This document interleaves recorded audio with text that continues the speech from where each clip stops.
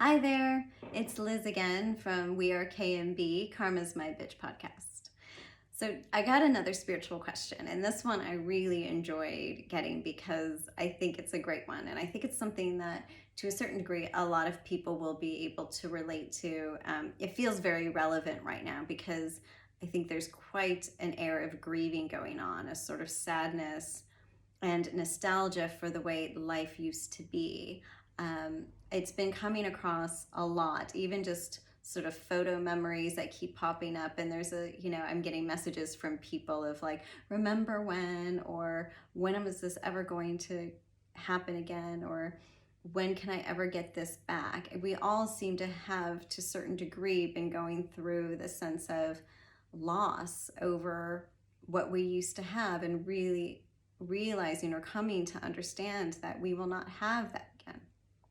So the question is, if you could ever go back after an awakening, it's a very similar thing, which is no, because once you know something, you can't necessarily unknow it.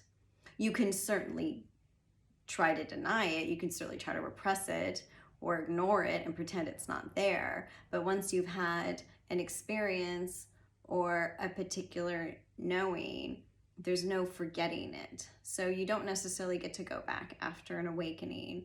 And that's okay. It's really just understanding that once you've had and been opened and exposed, what do you do with it now?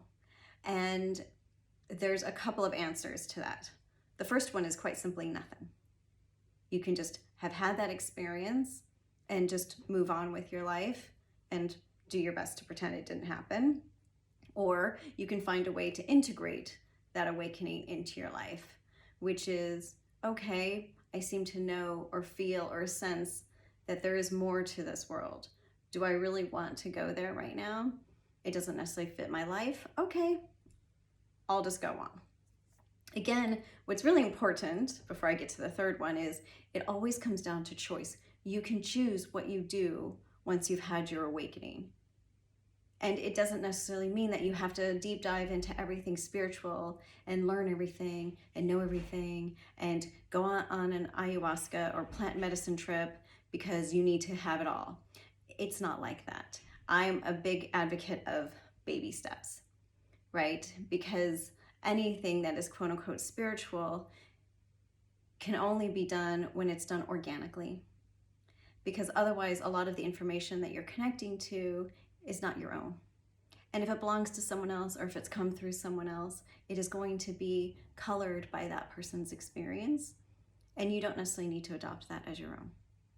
So the third reason why you don't necessarily go back, but you could understand that if you've had an awakening, you've had it for a reason.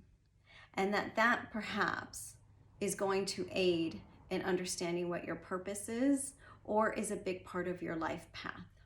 And that's when that awakening and what you decide to do with it can really be integrated into your daily life.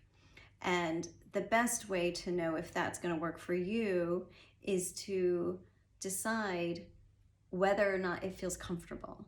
I really think that when it comes to spirituality, you only go there when you are ready. Not because you feel like you have no other choice, but because you have all the choices in front of you and that's the one that feels the best. Because that's when you can really form and develop a positive and healthy relationship to spirituality and grow with it.